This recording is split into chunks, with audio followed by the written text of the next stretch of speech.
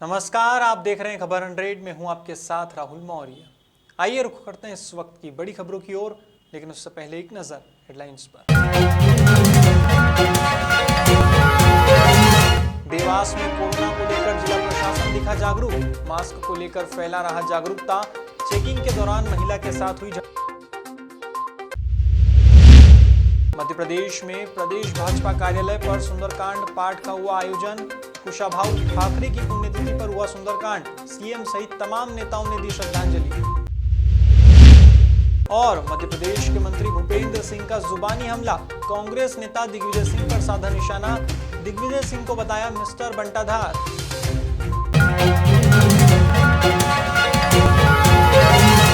मध्य प्रदेश में कोरोना के बढ़ते केस को देखते हुए और नए वेरिएंट ओमिक्रॉन से बचाव के लिए देवास में जिला प्रशासन ने जागरूकता फैलाई है।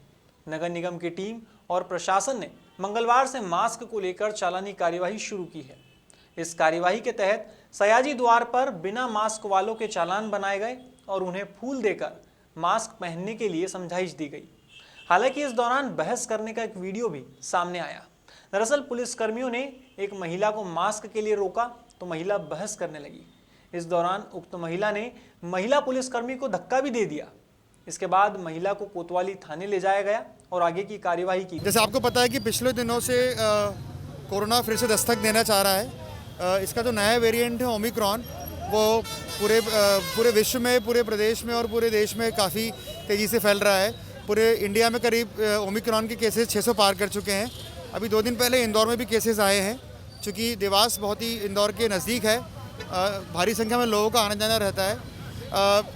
पिछले दिनों में कई बार हमने लोगों को समझाने की कोशिश भी की है और ये कहना भी चाहा है कि अगर कोविड के नए वेरिएंट से बचना है तो हमको सोशल डिस्टेंसिंग और मास्क का उपयोग करना फिर से प्रारंभ करना पड़ेगा। क्योंकि कुछ दिनों में बीच में लोगों ने जब पब्लिक में मूवमेंट होता है तो मास्क पहनना लगभग बंद सा कर दिया था।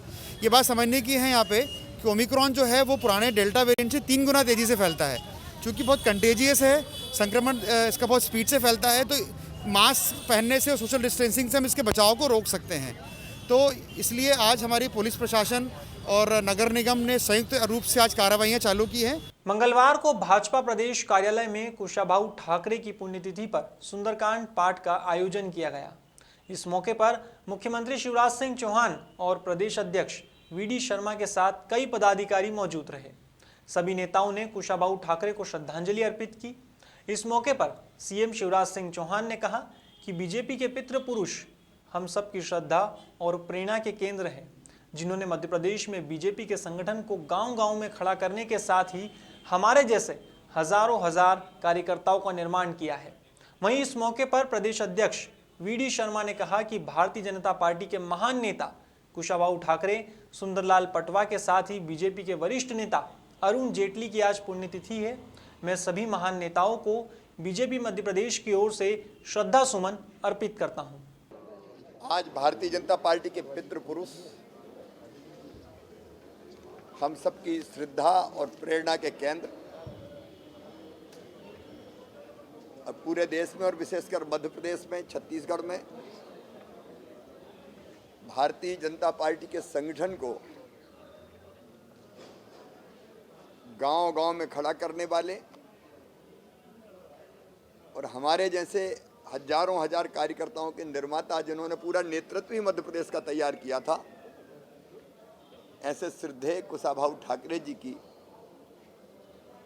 पुण्यतिथि है। उनका जन्म शताब्दी वर्ष भी चल रहा है। श्रद्धेय ठाकरे जी संगठन के कुशल शिल्पी थे और उनका भाषण नहीं आचरण बोलता था। जीवन भर उन्होंने पहले संघ और फिर भारतीय जनता पार्टी के माध्यम से भारत माता के चरणों की सेवा की और आज हम जो कुछ बेहतर कर पा रहे हैं उसका कारण श्रद्धेय कुशाभाऊ ठाकरे जी के दिए हुए संस्कार हैं। जन्म शताब्दी वर्ष में भी, क्योंकि तय किया है संगठन के विस्तार के लिए अनेकों कार्यक्रम हाथ में लिए हैं, वो हमारी प्रेरणा है। उनके चरणों में हम श्रद्धा के सुमन अर्पित करते हैं। वो सशरीर हमारे बीच नहीं है, लेकिन सदैव वो सूक्ष्म शरीर से हमें राह दिखाते हैं, हमें प्रेरणा देते हैं। आज मध्य प्रदेश के मुख्यमंत्री रहे, नेता प्रतिपक्ष रहे, भारतीय जनता पार्टी के प्रदेश अध्यक्ष रहे, केंद्रीय मंत्री रहे, हमारे नेता स्वर्गीय सुंदरलाल पटवा जी की भी पुण्यतिथि है और जीवन भर परिश्रम पूर्वक और बहुत कुशलता से उन्होंने भारतीय जनसंघ और भारतीय जनता पार्टी के संगठन का विस्तार किया और भारतीय जनता पार्टी को जन जन के बीच ले जाने में उनका अतुलनीय योगदान है। आज भारतीय जनता पार्टी के पितृपुरुष श्रद्धेय कुशाभाऊ ठाकरे जी की आज पुण्यतिथि है। श्रद्धेय पटवा जी की आज पुण्यतिथि है और भारतीय जनता पार्टी के वरिष्ठ नेता श्रद्धेय अरुण जेटली जी की आज जन्म जयंती है। मैं श्रद्धेय ठाकरे जी को, आदरणीय पटवा जी को, आदरणीय अरुण जेटली जी को भारतीय जनता पार्टी मध्य प्रदेश की ओर से आज उनको श्रद्धा सुमन हम अर्पित करते हैं। और इस प्रकार के नेतृत्व ने भारतीय जनता पार्टी के कार्यकर्ताओं को जो दिशा दी है, आज हम सब संकल्प लेकर के कि उनके दिखाए मार्ग पर भारतीय जनता पार्टी आज की हमारा मध्य प्रदेश का कार्यकर्ता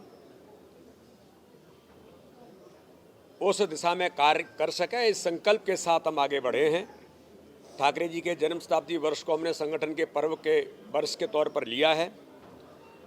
दिन प्रतिदिन लगातार हम संगठन कार्य के विस्तार और सुदृढ़ीकरण में श्रद्धेय ठाकरे जी ने जो भूमिका निभाई, आज मध्य प्रदेश भारतीय जनता पार्टी का एक एक कार्यकर्ता इस भूमिका को निभाने का प्रयास कर रहा है।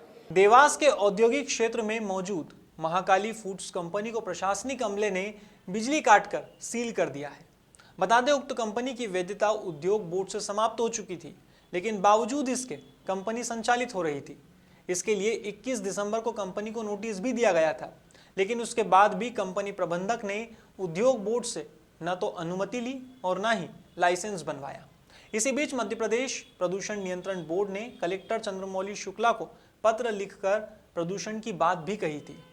इसके बाद कलेक्टर चंद्रमौली शुक्ला की अध्यक्षता में देवास प्रदूषण नियंत्रण बोर्ड की बैठक में गंदा पानी छोड़ने वाली करीब 23 कंपनियों के निरीक्षण कर कार्यवाही करने के निर्देश अधिकारियों को दिए गए थे। इन आदेशों का पालन करते हुए निरीक्षण किया गया तो महाकाली फूड्स कंपनी का लाइसेंस भी एक्सपायर निकला और मापदंडों के विपरीत कंपनी का संचालन पाया गया। ऐसे में प्रशासनिक अमले ने बिजली काटकर कंपनी को सील कर दिया है। हालांकि इस कार्यवाही के बाद कंपनी में कार्यरत कर्मचारी कलेक्टर कार्यालय के बंगले के सामने जमा हो गए और रोजी रोटी खत्म होने की बात कही। अब देखना होगा कि क्या हल निकलता है। ये जो है क्षेत्रीय मध्य प्रदेश प्रदूषण नियंत्रण बोर्ड जो है, इसके द्वारा कलेक्टर साहब को एक पत्र लिखा गया था कि जो messrs Mahakali food private limited है, औद्योगिक क्षेत्र में यूनिट 2, 3 और 4, इनकी जो उद्योग बोर्ड द्वारा सम्मति है वो 30/9/19, 28/2/20 और 31/3/19 को ही समाप्त हो चुकी है। मतलब 2019 और 20 में इसकी वैधता समाप्त हो चुकी है। उसके बाद इन्होंने उद्योग बोर्ड से कोई भी अनुमति या लाइसेंस नहीं लिया है।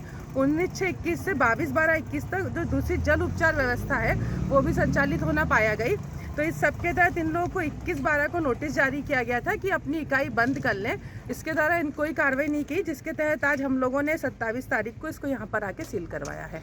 ये महाकाली की यूनिट 2, 3 और 4 जो कि मतलब इनकी जो बैलेट जो थी कंसेंट वो 19 और 20 में ख़त्म हो गई थी। उसके बाद भी ये मतलब निरंतर चलाए जाते थे। इनके बीच बीच में इनका चेक हुआ तो इनका जलोपचार संयंत्र चल रहा था और ये इस गतिविधियों को ध्यान रखते हुए आज मीटिंग हुई थी कलेक्टर साहब के सभा कक्ष में। तो उस समय हम लोगों ने ये अवगत कराया और ये अवैध है और इसका प्रदूषण छिपरा में भी होने की संभावना रहती है, क्योंकि ये जल प्रदूषित इकाई है। इसलिए इसको ध्यान रखते हुए इसको सीज किया है। हाल ही में मध्य प्रदेश के नगरीय विकास और आवास मंत्री भूपेंद्र सिंह ने दिग्विजय सिंह को मिस्टर बंटाधार बताया है।